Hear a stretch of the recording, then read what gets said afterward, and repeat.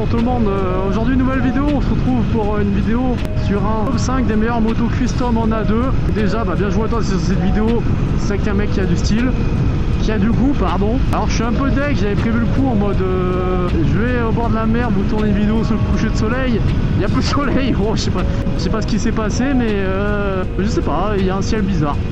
Et pourtant le ciel est relativement bleu mais il n'y a pas de soleil, il n'y a plus rien. Donc c'est dommage, j'avais prévu ce petit ciel rose au bord de la mer, mais au final, non, que dalle. Tant pis, on va faire ça à l'ancienne. Hein. On a quand même la chance d'habiter dans le sud, donc j'ai envie de vous dire, on a quand même de beaux paysages, même s'il n'y a pas de coucher de soleil sur la mer. Donc ouais, du coup, on se retrouve pour une petite vidéo top 5 des motos A2 en custom bridables et qui sont déjà bridées. Hein. Les deux seront possibles, donc c'est un petit top 5 parce qu'en fait je vois pas l'utilité de vous faire un plus gros, genre un top 10. Hein. De toute façon les choix sont très vite limités, surtout en custom et surtout en A2. Donc pour commencer ce classement, je vais commencer par tête la plus connue des customs, la plus abordable, j'ai envie de vous dire. Une Honda Rebel 500. Honda Rebel 500, alors pourquoi je dis la plus connue? Parce que c'est des marques qu'on connaît. Honda, ces marques sont fiables, on le sait. C'est un matériel qui va être... Alors dans ce top 5, je vais pas parler trop des... comment vous expliquer? Mon top 5 ne se fie pas sur le budget des motos. Le prix, je vous l'annonce, mais c'est pas un critère primordial. En fait, c'est plutôt ce que je vais vous conseiller aux ans. Et c'est globalement mon avis qui est très personnel dessus, hein. C'est pas forcément la juste vérité. Ah mais en fait il est caché derrière un soleil le nuage. Oh putain, qu'est-ce que je viens de dire? Le siège, oh là là, le soleil est caché derrière un nuage. C'est une moto qui est vraiment sympa, qui est très chouette. Si vous avez la chance, dans certaines moto-écoles, vous pouvez la chance de l'avoir en moto. Généralement ils la mettent pour les petits gabarits. Je sais dans mon moto-école, moi ils la proposent. Alors ils l'ont proposé après que j'ai fini mon permis, mais maintenant ils la proposent là-bas. Elle est très sobre, très simple. Mais Honda on connaît, c'est fiable, c'est efficace. Seul défaut qui revoit l'avantage de pourquoi l'auto-école le prend, alors oui c'est bas, donc pour personne petite c'est bien, mais c'est très fin. Je trouve cette moto très fine. Quand je dis fine, c'est vraiment dans le sens, elle n'est pas agressive comme certains custom. Elle est relativement fine, elle fait vraiment en fait, sans faire de discrimination bien sûr, elle fait assez féminin je trouve cette moto. Maintenant, j'ai vu des gens qui ont pu la customiser un peu, donc je sais pas comment ça se passe, c'est quand même assez limité chez Honda, mais déjà de base tu peux bien la custom, hein, mais qui ont fait des assez gros custom avec des valises sur côté et tout. Alors faut aimer les valises sur un custom, mais c'est vrai que ça lui rajoute un style un peu plus badass dessus, donc pourquoi pas. À savoir en termes de tarifs, c'est une moto qui est très abordable, hein. Vous la trouvez neuve, sans option, sans rien, vous la trouvez autour des 6000 € si je vous dis pas de bêtises. Et d'occasion vous pouvez taper à 2000 €, toujours plus. Peut-être aller 4000 €, c'est une bonne occasion. 4000, 3000 j'y crois pas trop quand même. J'ai du mal à croire sachant que le marché d'occasion est très compliqué, donc 3000 j'y crois pas trop. Mais oui, en vrai c'est une bonne moto, on va dire. Si vous avez entre 4 et 6000 € de budget, ça peut être un très beau puissant pour faire l'auto. Mais voilà, je vous conseille d'aller l'essayer celle-ci en concesse. Pourquoi? Parce que du coup il y a le risque qu'elle soit assez petite. Alors oui, un custom c'est pas quoi qu'il arrive, mais en termes d'épaisseur, que vous n'ayez pas l'air non plus trop ridicule dessus. Mais 120 kg, peut-être pas l'idée du sexe cette moto. Pour la 4e position, je vais parler purement de beauté de cette moto, parce que je n'ai aucune idée de ce que cette moto vaut réellement. Je l'ai vu une fois en vrai et en fait c'était un gros coup de cœur quand moi je l'ai trouvé quand je cherchais ma première moto en custom en A2. C'était un gros coup de cœur et je vais vous dire après pourquoi je suis pas parti sur ça. Je vais parler donc maintenant de la Benda Napoléon 500. Cette moto je la trouve juste magnifique. C'est un custom qui est visuellement agressif, qui est beau, qui est costaud. Petit détail sur la fourche, il y a des gens qui aiment pas trop la fourche devant, moi je craignais pas du tout. Mais attention, à choisir entre ça et la Honda, je prendrai la Honda parce que Benda, ça fait pas longtemps qu'ils sont sur le marché français.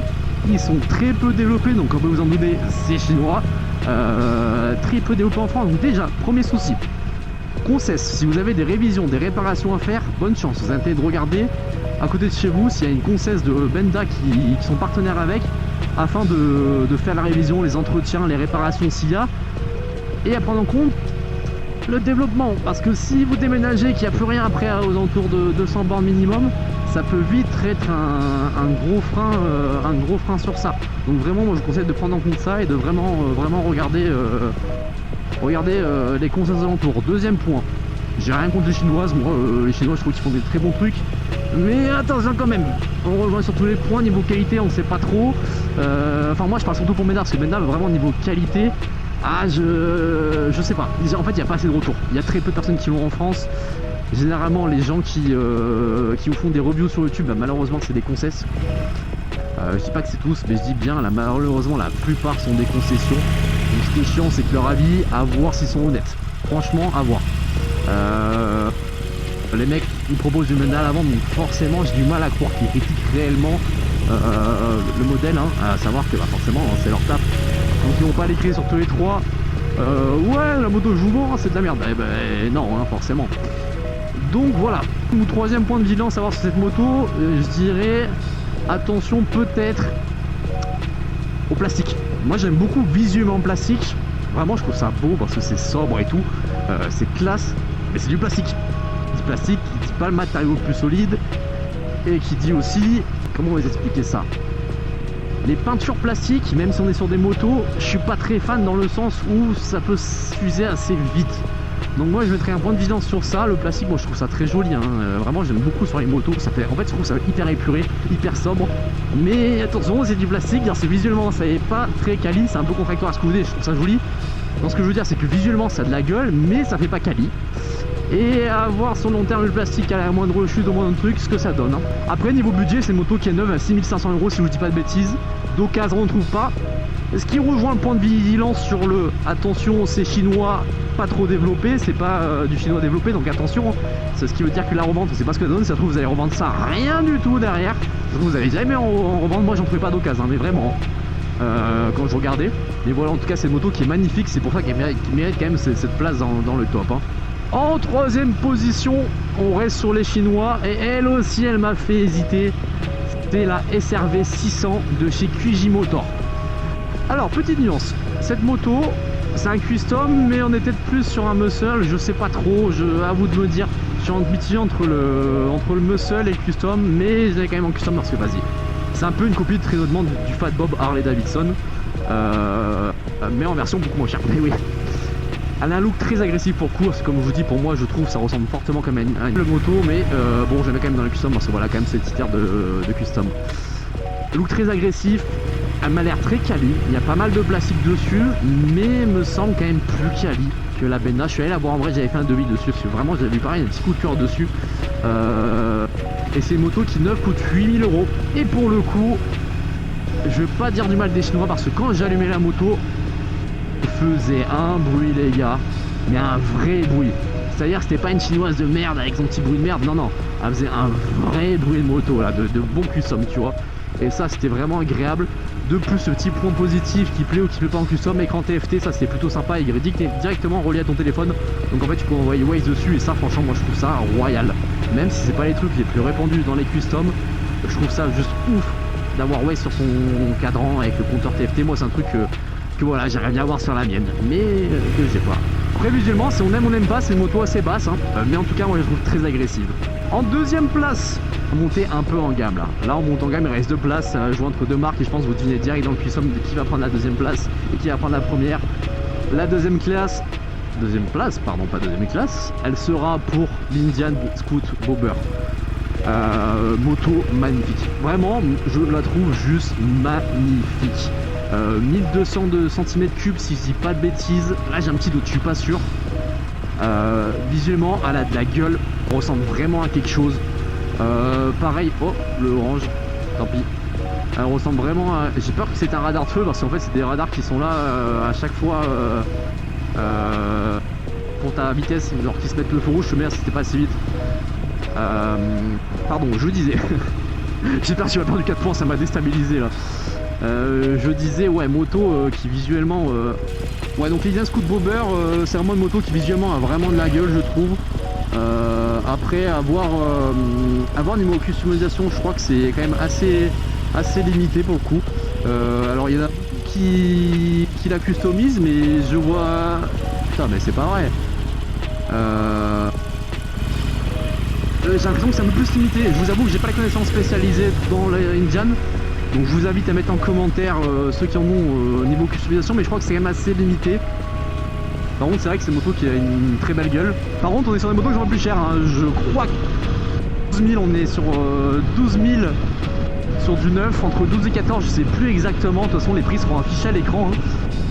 Et à la revente d'occasion, ça vient pas trop, ça décote pas trop non plus, puisqu'on est autour des 8 à 10 000 hein, quand même d'occasion aussi, hein, donc ça commence à être un budget. C'est pour ça qu'elle prend cette deuxième position. Par contre, petit point de vigilance, c'est une moto qui est très longue, elle fait très bateau je trouve.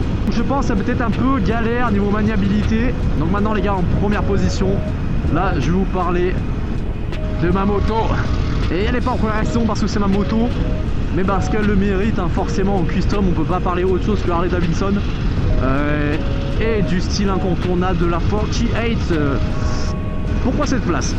Déjà car custom, Harley Davidson se positionne forcément dessus dans ce classement. Pourquoi la première place? Je vais vous le dire tout simplement, car pour moi c'est la moto, quand on parle de custom, on veut faire de la custom, c'est la moto. Davidson et la marque du coup pouvaient absolument tout, mais alors tout changer dessus. Moindre truc de ta moto, tu le changes. Et ça, bah forcément, ça permet d'empocher la première place sur un top custom. Hein. Alors sur moto, ta moto c'est une custom et tu peux customiser jusqu'à la moindre truc sur ta moto, bah t'es obligé de décrocher cette première place. Et puis franchement, on est sur deux motos qui visuellement ont de la gueule, même d'origine elles ont de la gueule. Et puis les prépas que tu peux faire dessus, attention le matériel que tu peux avoir entre les jambes. Et vraiment, moi je sais que ma custom, au moment où je vous parle, je le commence dans une semaine. Je pense que d'ici que la vidéo sera sortie, j'aurai déjà attaqué le custom. Mais voilà. Après en termes de budget, actuellement, je sais qu'elles vont ressortir en 2027, je crois, des Sportster 48 neuf. Moto à 13-14 000 euros neuf. Donc là, ça se trouve autour des 10 000 euros. Entre 9 et 12 000 euros. 8 000 euros avec celle avec le plus de bornes. C'est des motos qui décodent pas trop. Donc gros avantage, si vous mettez un billet, vous êtes sûr pas trop perdre. Deuxième avantage en fait qui fait que en fait elle mérite tout simplement toute cette première place. T'as plein de trucs, le custom, le physique, la gueule qu'elle a, le fait que ce soit Harley. Et en plus de ça, c'est des motos qui sont fiables. Tu peux leur mettre un nombre de bornes incalculable. Je pense que tu peux l'emmener. Franchement, je serais même pas à dire. Franchement, si tu fais tes révisions, si tu fais tout, et tu peux, je pense, aller vraiment très loin avec ta moto. C'est pour ça que pour moi, elle mérite vraiment cette première place. On est sur 1200 cm3, ça a de la patate, ça a de la gueule. Attention, celle-ci n'est pas bridée d'origine, il faut la brider. Donc à prendre en compte dans l'achat, moi elle est bridée, forcément, hein, j'en ai deux. Donc voilà les gars, n'hésitez pas à me dire si vous êtes plus ou moins d'accord en commentaire avec mon classement. Si vous n'êtes pas d'accord, bah, faites-le moi savoir. N'hésitez pas à dire quelle vidéo vous souhaitez voir sur ma chaîne YouTube. Vous invite à suivre sur tous mes réseaux sociaux, Insta, TikTok et YouTube, à vous abonner, ça me ferait très plaisir, ça permet de m'aider. À laisser un petit pouce bleu. Et moi je vous dis ciao et à la prochaine les gars. Ciao.